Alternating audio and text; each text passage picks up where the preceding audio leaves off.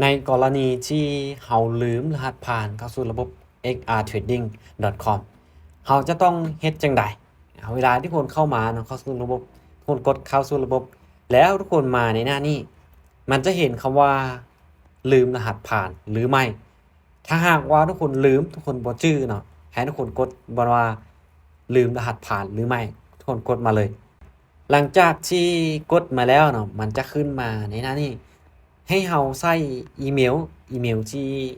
เราสมัครบัญชี XRTrade นี่แต่ว่าเราลืมรหัสผ่านเราก็กรอกอีเมลตัวนั้นเข้าไป ซึ่งอีเมลตัวนั้นเนาะต้องอยู่ในโทรศัพท์ในเครื่องของเราเพราะมันจะส่งรหัสยืนยันอีกอย่างต่างๆไปทางอีเมลฉะนั้นอีเมลต้องอยู่ในโทรศัพท์ของเราเราก็กรอกอีเมลใส่เลย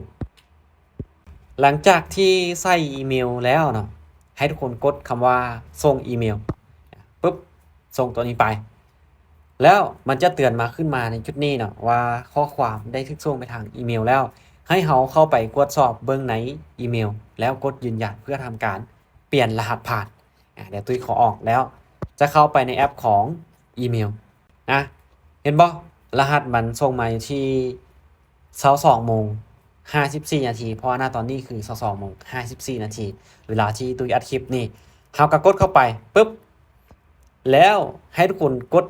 ตัวนี้เนาะที่ว่าสร้างพาสเวิร์ดก็คือให้เราเปลี่ยนรหัสผ่านใหม่เราก็กดเข้าไปตัวนี้เราจะเลือกChrome หรือว่า Google ก็ได้แต่ตุ้ยจะเลือกเป็น Chrome ได้ตุ้ยจะกดเข้าไปปุ๊บ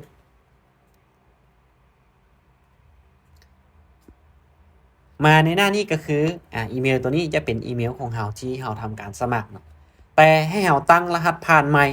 ตัวที่2นี่จะเป็นการตั้งรหัสผ่านใหม่ตัวที่3ก็คือจะเป็นการยืนยันรหัสอีกครั้งหนึ่งถ้าหากว่าไผที่โอเคลืมรหัสผ่านหรือว่าเวลาตั้งรหัสผ่านแล้วมักจะบ่จื้อให้ทุกคนแคปหน้าจอไว้หรือจดเอาไว้เนาะเพื่อเวลาที่เราลืมแล้วเราสามารถที่จะกลับมาเบิ่งคืนได้เดี๋ยวตุ้ยขอเวลาใส่รหัสผ่านแป๊บนึงหลังจากที่เราใส่รหัสผ่านสำเร็จแล้วเราก็กดคำว่า reset รหัสผ่านกดตัวนี้ไปเลยปุ๊บก็ถือว่าเราได้ทำการเปลี่ยนรหัสผ่านสำเร็จแล้วถ้าหากว่าเราจะเข้าสู่ระบบเราก็เพียงแต่ว่ากรอกอีเมลแล้วก็ใส่รหัสผ่านตัวที่เราตั้งใหม่นี้ขึ้นมาเดี๋ยวตุ้ยจะเข้าสู่ระบบให้ทุกคนเบิ่งเนาะหลังจากที่ทุกคนใส่รหัสผ่านใส่อีเมลสำเร็จแล้วทุกคนก็กดคำว่าเข้าสู่ระบบได้เลยเนาะกดเข้าไปแล้วเนาะถ้าไผที่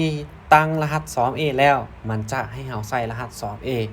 ถ้าไผที่บ่ทันได้ตั้งรหัส 2A ในบัญชีเนาะมันก็จะเข้าไปในระบบเลยเพราะบัญชีตัวนี้คือตุ้ยตั้ง 2A แล้วเดี๋ยวตุ้ยจะเอารหัส 2A นี้มาวางใส่เพื่อเข้าสู่ระบบเฮาก็เข้ามาเอาในแอปของ Authenticator เนาะเอารหัส 2A copy แล้วก็เอาไปวางใส่ปึ๊บแล้วก็มาวางใส่เห็นบ่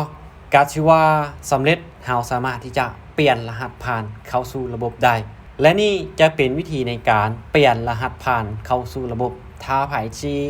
ลืมรหัสผ่านเข้าสู่ระบบสามารถที่จะเปลี่ยนได้ตัวเองแบบง่ายๆ